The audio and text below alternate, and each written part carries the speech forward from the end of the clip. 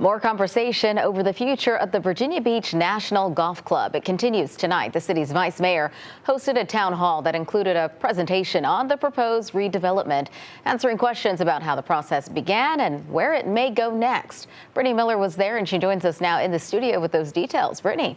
And Dana, the presentation began with the Virginia Beach city attorney explaining the legal difference in the city procuring a property versus selling one and the NDA they signed with the real estate developer. One man listening in the audience says a lot needs to be unpacked.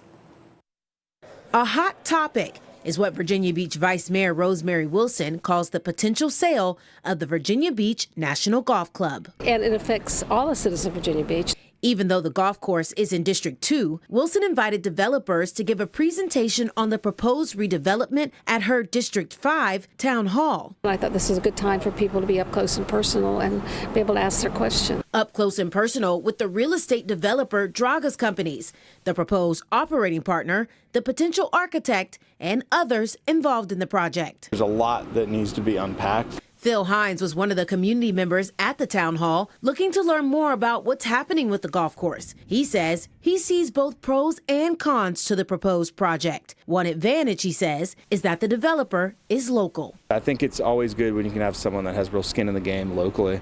That's good. That tells you they're going to do it the right way, hopefully. For Hines, while the projected sale price of the more than 600 homes developers want to build sounds promising, he believes there's more to consider than dollar signs. I don't know if they've done a school study or a traffic study.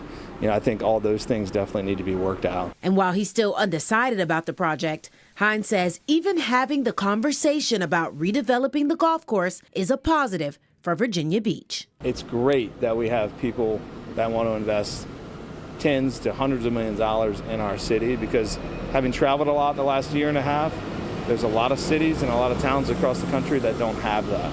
And so I think it's important to kind of keep your eye on the prize. The vice mayor says the golf course is so deteriorated that it would cost taxpayers millions to renovate it if they don't sell. Hines says cities should probably get out of the business of running golf courses. Brittany Miller, 13 News Now. All right, thanks, Brittany. According to the city attorney, the sale of the golf course has to pass city council with a super majority, which means 9 out of the 11 council members has to vote yes.